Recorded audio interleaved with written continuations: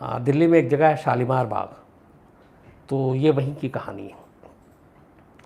होता क्या है कि एक सुबह करीब 4 बजे एक फैमिली, हस्बैंड वाइफ और उनका एक 2 साल का बेटा, ये तीनों मारुति रिट्स कार में अपने घर से निकलते हैं और गुरुद्वारा जाते हैं।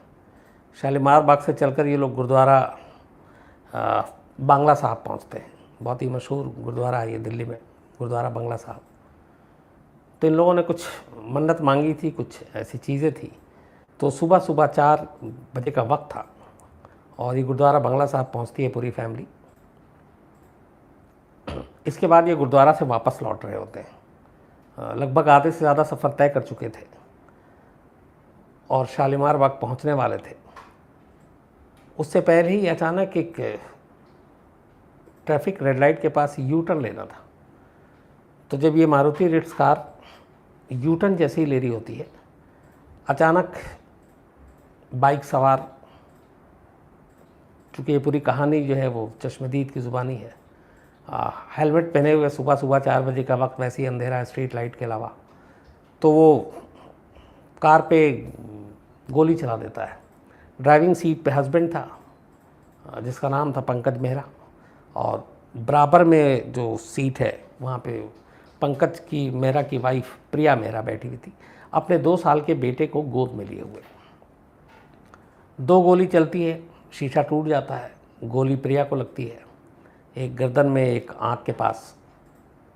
और इसके बाद फिर जो बदमाश था वो तीसरी फायर कोशिश करता है पति को गोली चलाने की, लेकिन चैम्बर में गोली जाम हो जाता है, तो फायर नहीं कर पाता। वो मुक्का मारता है क्योंकि शीशा टूटा हुआ था बुलेट से,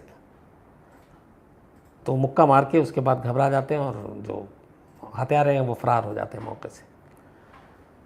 पति इसके बाद शोर मचाता है तो कुछ, हालांकि सुबह ट्रैफिक बहुत कम है, लोग वहाँ आते हैं, फिर वो भाग के उसी गाड़ी में लेकर वो अपनी लहूलुहान घायल बीवी को पास के हॉस्पिटल पहुँचता है। हॉस्पिटल में थोड़ी देर के बाद डॉक्टर जो है वो उसकी वाइफ को डेड डिक्लेयर कर देते हैं, उसकी मौत हो चुकी थी, चूँकि गोली एक गर्दन में लगी थी और एक आँख के पास लगी थी। तब तक 100 नंबर पे कॉल भी जा चुका था, पुलिस भी पहुंच गई। अब जाहिर सी बात है, बेटा गोद में था। खुशनसीबी ये थी कि किसी तरह से जो गोली चलाई गई थी उस बच्चे को नहीं लगी और पति भी बाल बाल बच गया। अब पुलिस जब जांच करती है, थोड़ा सा मामला कूल होता है, थोड़ा हस्बैंड नॉर्मल होता है, तो उससे पूछताछ करते हैं। तो फिर वो हस्बैंड अपनी पूरी कहानी सुनाता है। कहानी ये थी कि पंकज मेहरा, इनकी वाइफ, उम्र करीब 30 साल, प्रिया मेहरा, और कुछ साल पहले ही, मतलब 3-4 साल पहले इनकी शादी हुई थी, 2 साल का एक बेटा था। पंकज मेहरा एक अच्छा खासा बिजनेसमैन दिल्ली का, और पहाड़गंज जैसे इलाके में उसका अपना एक बार और रेस्टोरेंट था, बार कम रेस्टोरेंट। तो ज़िंदगी सही चल रही थी, पैसे की कोई कमी नहीं थी, कोई किल्लत नहीं थी, शादी भी हुई थी, बीवी खूबसूरत थी, एक बेटा भी हो चुका था, सब कुछ नॉर्मल था। लेकिन बीच में कुछ, उससे पहले कुछ ऐसी चीज़ें हुई थी कि कुछ पैसे की ज़रूरत पड़ गई थी। अचानक कुछ बिज़नेस में घाटा हुआ पंकज मेहरा को।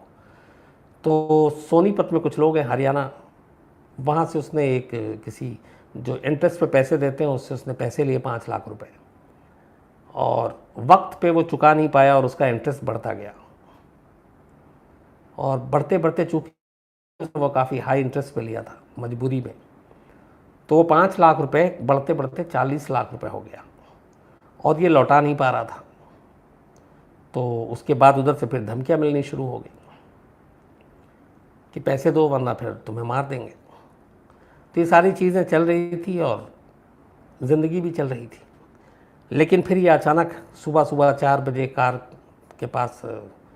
कार को रोक के एक यू टर्न पे और हमलावर गोली चलाते हैं, और गोली गलती से पति की जगह पत्नी को लगती है, पत्नी दम तोड़ देती है, मौत हो जाती है।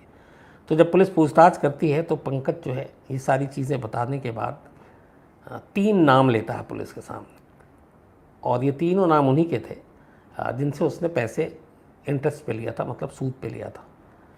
और वो बताता है कि चूँकि उसे पहले भी धमकी मिल चुकी थी, तो उसे यही शक है कि इस हमले के पीछे, चूँकि उन्होंने कहा था कि तुम्हें तुम्हारी फैमिली को छोड़ेंगे नहीं, तो उन्होंने ही ये काम किया है। तो पुलिस के लिए केस आसान था क्योंकि कत्ल हुआ था और जो कार के अंदर 2 ही चश्मदीद थे, एक खुद पति और दूसरा एक 2 साल का, हालांकि वो मासूम बच्चा था, उतना बेहतर बता नहीं सकता था। तो पति की गवाही बेहद अहम थी। पुलिस ने पति की गवाही के आधार पर उन 3 लोगों को ढूंढना शुरू किया सोनीपत में। इस दौरान में इस कत्ल की खबर वहाँ तक पहुँच गई थी और जिन्होंने पैसे दिए थे उन तक भी पहुँच गई थी, और ये भी पता चल गया था कि इसमें, चूँकि अखबारों में और टीवी पे ये खबर भी आ गई थी कि नाम लिया है, तो वो तीनों भी घबरा गए और तीनों अंडरग्राउंड हो गए। पुलिस की अपनी तफ्तीश जारी थी, पुलिस पूरी पूछताछ करती है, सब कुछ जांच चल रही होती है। पर जैसे जैसे जांच आगे बढ़ती है पुलिस को थोड़ा सा डाउट होता है, और डाउट जो था, क्योंकि पुलिस के लिए किसी भी इन्वेस्टिगेशन में कई चीज़ें बेसिक होती हैं। मोटिव क्या था, मर्डर जो हुआ वो कैसे हुआ, कहाँ पे हुआ, किस वक्त हुआ, और अगर एक जगह पे एक क्राइम हो रहा है तो एक ही को गोली क्यों लगती है, दूसरे को क्यों नहीं लगी। तो ये सारे पुलिसिया अपने सवाल होते हैं। तो जब एक एक चीज़ सीख के पुलिस ने उसके बारे में बारीकी से सोचना शुरू किया, जांच करनी शुरू की, तो पुलिस को थोड़ा सा डाउट हुआ, और उस डाउट के आधार पर अब पुलिस ने पंकज की पूरी ज़िंदगी को खंगालने की कोशिश की। फिर चाहे उसका बिजनेस हो, उसके दोस्त हों, उसके रिश्तेदार हों।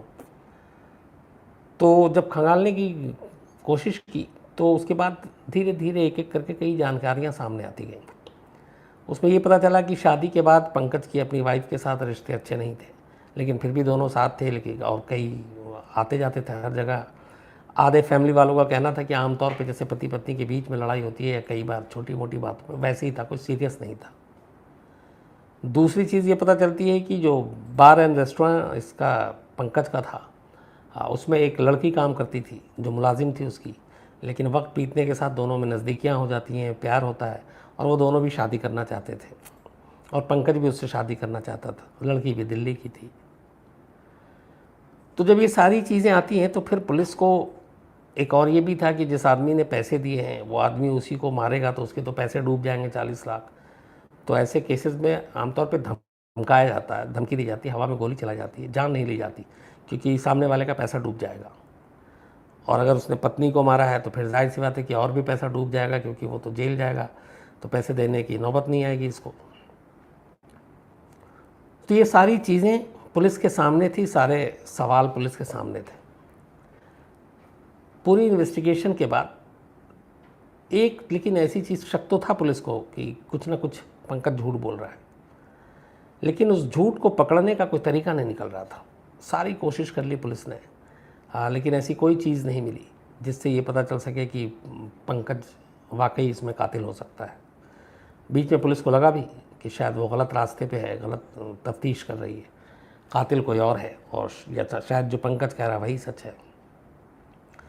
तो ये सारी चीज़ें जब चलती रहीं, फिर पुलिस को एक शक की वजह ये भी थी कि सुबह 4 बजे न कोई रोड रेज होता है, न ऐसी ट्रैफिक की मारामारी होती है, और लूटपाट की भी ऐसी चीज़ें बड़ी कम होती है। और इस केस में तो ये था कि लूटपाट हुई नहीं, क्योंकि जो भी कीमती चीज़ प्रिया ने पहनी हुई थी वो सब जस के तस थे, मोबाइल उनके पास जस के तस थे, पर्स था, तो कोई भी चीज़ गाड़ी से लूटी नहीं गई।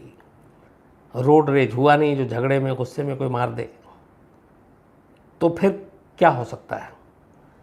फिर पुलिस ने एक आखिरी फैसला किया। उसने कहा कि पूरे उस रूट को, जिस दिन ये घर से लेके गुरुद्वारा बंगला साहब गए और फिर वापस आए और जहाँ पे यह हादसा हुआ, उसको रिक्रिएट करेंगे, और वो भी पंकज को लेकर, क्योंकि शक के घेरे में अब वही था। तो पुलिस की टीम उसी गाड़ी में, मारुति रिट्स में, टाइम वही जिस वक्त ये लगभग हादसा हुआ था, घर से निकलती है, फिर पूछती जाती है कि किस किस रूट से तुम गए, और पंकज बताता जाता है। फिर वो वहाँ से गुरुद्वारा बंगला साहब उसके बताए हुए रूट के हिसाब से चलते हैं, और फिर उसी हिसाब से वापस आते हैं। आना और जाना सब हो गया। पुलिस को लगा कि कुछ है नहीं, कुछ ये टाइम वेस्ट हुआ, कुछ मिला नहीं। लेकिन उनमें एक अफसर था जो थोड़ा डिफरेंट सोच रहा था पुलिस का, और वो भी इस रेकी में शामिल था जो पंकज के साथ जाना आना था। तो उसने बहुत कुछ सोचा। उसके बाद फिर उसने फैसला किया कि वो अकेले उसी रूट से एक बार खुद भी गुजरेगा। फिर उसने वही रूट ली पंकज के घर से लेकर वहाँ तक, और इस स्पॉट पे जहाँ पे गोली चली थी, क्योंकि मेन वही था। घर से लेके गुरुद्वारा और वहाँ से वहाँ तक तो ऐसा कुछ हुआ नहीं, सब कुछ नॉर्मल था। जहाँ पे प्रिया की मौत हुई वो जगह इम्पोर्टेंट थी।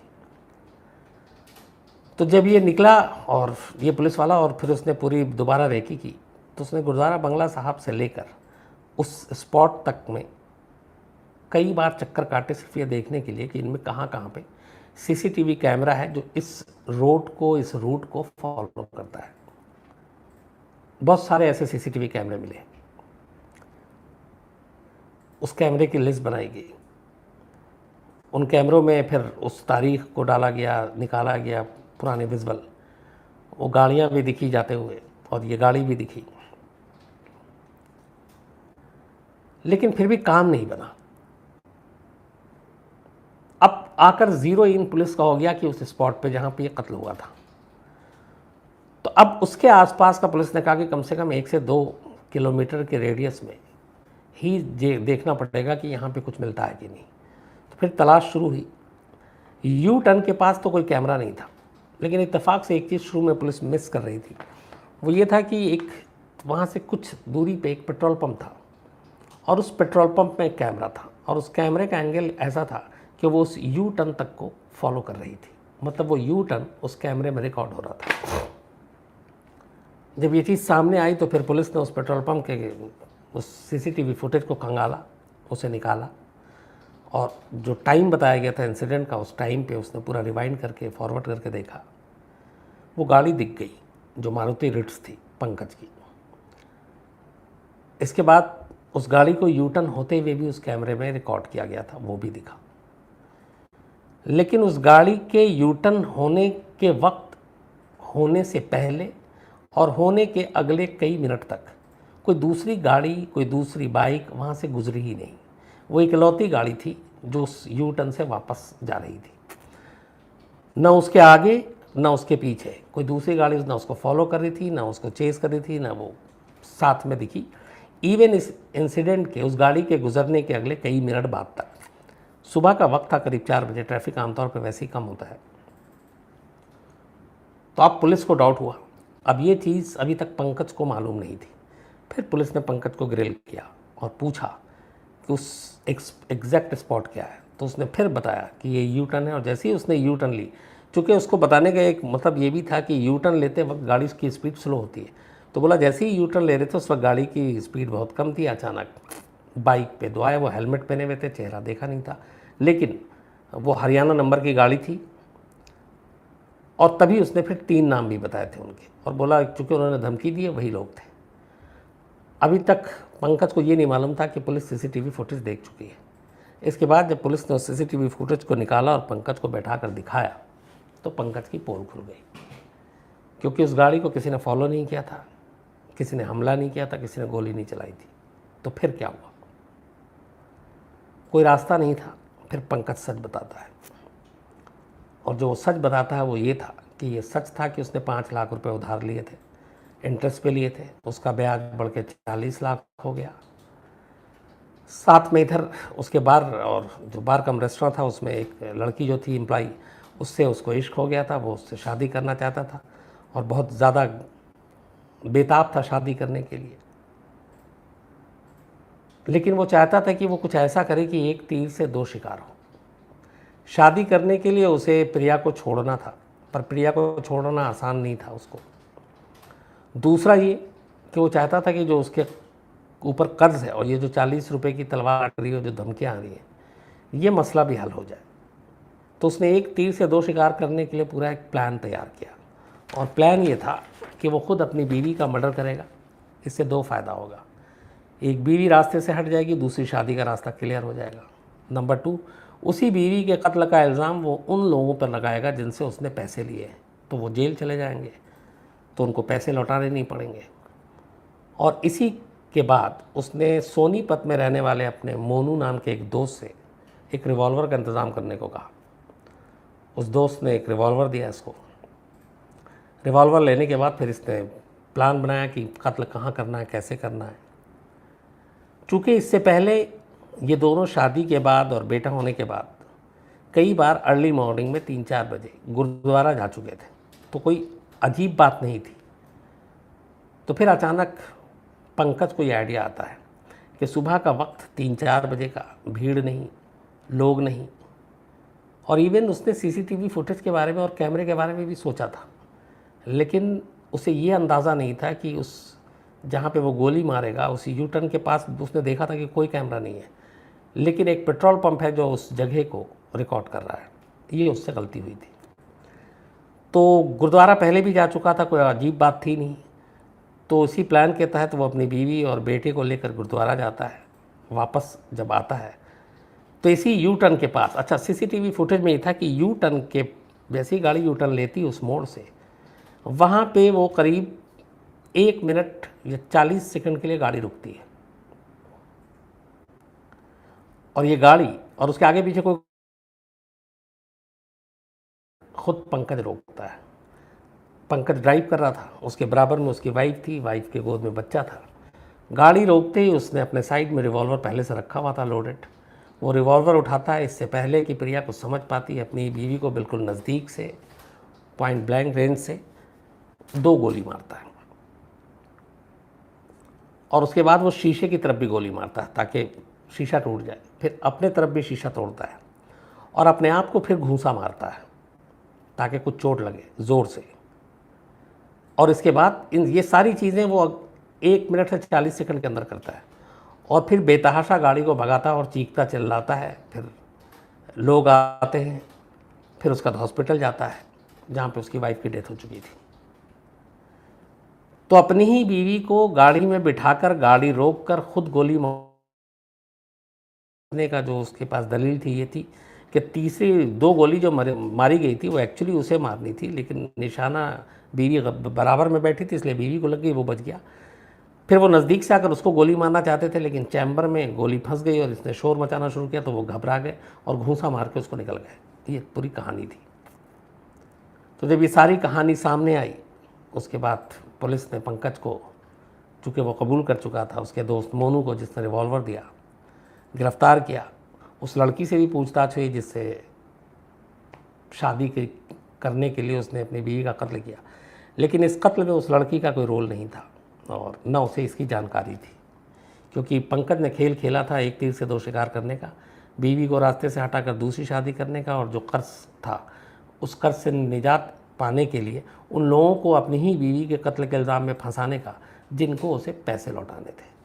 तो ये थी एक अजीब कहानी, और सिर्फ यू टर्न के एक मोड़ की वजह से इस केस ने पूरा ही यू टर्न ले लिया, वरना कातिल के तौर पे कहाँ किसी और का नाम था और सामने आया कोई और।